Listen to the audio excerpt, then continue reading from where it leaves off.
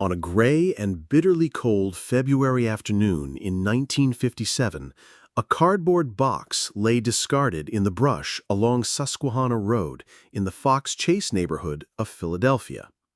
It sat among weeds and trash, blending into the background of a city that was expanding outward into the countryside. At first glance, it was nothing unusual. People dumped garbage here all the time. The box looked like the kind you might find outside any store or home, torn at the corners, weather-worn, and partially crushed. To most, it would have been invisible. But inside that box was not garbage. Inside was a secret that would haunt a city, then a country, for generations. Inside was the tiny, battered body of a young boy, a child with no name, no family to claim him, and no one to tell his story. For more than 65 years, he would be known only as the boy in the box. Later, people would call him America's unknown child. His case became one of the most enduring mysteries in American true crime history, a riddle with almost no clues and endless speculation. And even when modern science finally gave him back his name, Joseph Augustus Zarelli, the questions of how he died and who was responsible remained unanswered. This is that story. The discovery. The boy's discovery might never have happened, or might have been delayed even longer, if not for chance. The first person to see the box was a young man who had been setting muskrat traps in the woods near Susquehanna Road. Hunting was common in the area, though his traps were illegal. When he stumbled upon the cardboard container, he looked inside and froze. There lay the body of a child, wrapped in a simple plaid blanket. The hunter panicked. He was afraid that if he reported what he had seen, the police would confiscate his traps and fine him. So he made a terrible decision. He left the box where it was, walked away, and said nothing. It was 2 days later when another man, a 26-year-old college student, noticed the box while driving down the same road. At first, he thought it might contain a doll. Curiosity got the better of him, and he pulled over. When he looked inside, he realized it was no doll. It was the body of a young boy. This time, the police were called, and the case officially began.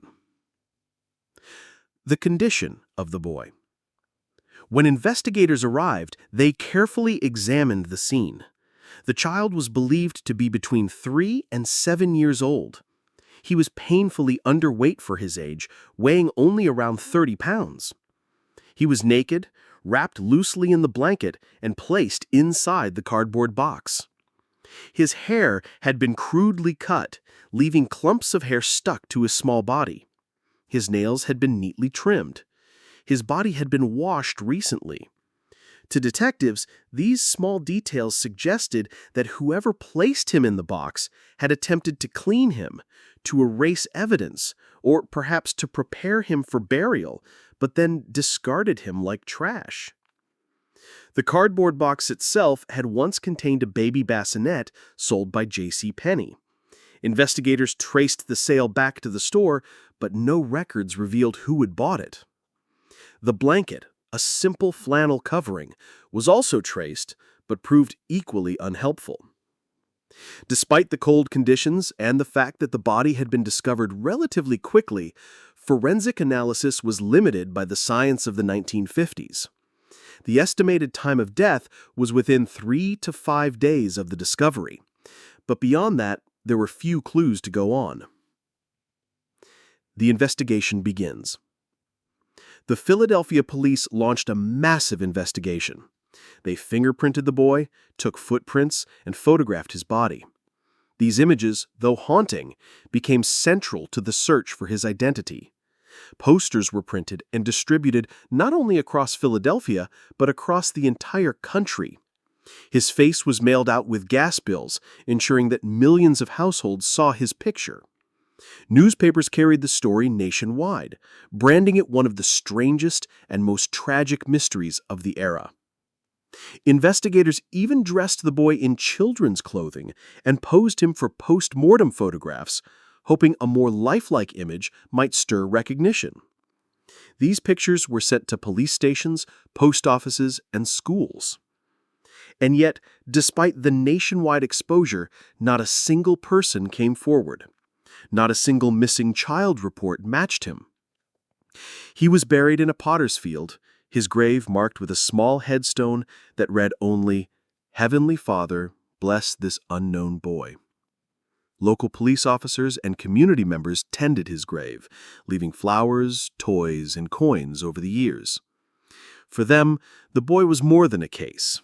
He was a symbol of tragedy, forgotten by family, but remembered by strangers. Early theories. As investigators searched for answers, several theories began to form. The first pointed to a foster home located less than a quarter-mile from where the body was found. Detectives believed it was suspicious that a child could be found so close to such a facility. They inspected the home, questioned the foster parents, and even examined all the children living there. They even compared blankets from the home to the one found with the boy. But in the end, no conclusive evidence tied the boy to the foster family, and the theory collapsed. Another possibility was that the boy had been a runaway or a child abandoned by migrant workers passing through Philadelphia. With no identification, no missing child report, and no one coming forward, almost any explanation seemed possible. In the absence of clear answers, rumors and speculations spread. Some believed the boy had been kidnapped, abused, and then abandoned. Others thought he might have been born in secret, the result of a hidden pregnancy, and discarded by a mother who feared scandal. The Martha Confession. In 2002, decades after the discovery, a new lead surfaced. A woman known publicly only as Martha came forward with a disturbing story. She claimed her mother, a cruel and abusive woman, had purchased the boy from his birth parents. According to Martha, her mother kept him hidden in their basement, subjecting him to years of abuse and neglect. One night, she said, her mother killed him in a fit of rage. Martha detailed details that gave investigators pause. She claimed the boy had eaten baked beans shortly before he died. The original autopsy had indeed found remains of baked beans in his stomach. She also described how his hair had been cut in a rushed, uneven way after his death. But other parts of her story didn't align with the evidence. She claimed the boy had been sexually assaulted, but the autopsy found no indication of that. Some of her memories conflicted with known facts. In the end, investigators dismissed her story as unreliable, though many still believe she may have known more than she let on. Forensic efforts. By the late 1990s, advances in forensic science gave investigators hope. In 1998, the boy's body was exhumed so DNA samples could be collected. At first, the results were inconclusive, but by 2001, mitochondrial DNA testing was used to create a maternal genetic profile. Unfortunately, there were no matches in existing databases. Still, investigators refused to give up. The case attracted amateur sleuths in internet forums where thousands of people debated theories, shared ideas, and pored over every available detail. The Boy in the Box became one of the earliest true crime cases to capture the online community's imagination. In 2019, investigators tried again, this time using genetic genealogy. This cutting-edge method had been used to identify the Golden State Killer. By comparing DNA to public genealogy databases, they began piecing together a family tree. Slowly, over months and then years, a name began to emerge. The breakthrough. In December 2022, the Philadelphia Police Department announced a historic revelation. After 65 years, the boy in the box had a name. He was Joseph Augustus Zarelli, born in January 1953. He was 4 years old when he died. His parents were identified as a young, unwed couple from Philadelphia. Both had since died, but Joseph had living siblings, now adults. The news made headlines across the world. The boy who had been nameless for decades finally had his identity restored. But even with his name, the greatest mystery remained. How did Joseph die, and who was responsible? Investigators have hinted strongly that family members may know more than they have admitted. But as of today, no one has been charged. Legacy. Joseph's grave now bears both of his names, America's unknown child and Joseph Augustus Zarelli. Visitors continue to bring flowers and toys. His story has inspired books, documentaries, and countless online discussions. His case is more than just a mystery. It is a reminder of how children can slip through the cracks, of how abuse often went unseen and unspoken in past generations, and of the tireless dedication of investigators and strangers who refused to let him be forgotten. For more than 65 years, the boy in the box symbolized the voiceless and the abandoned.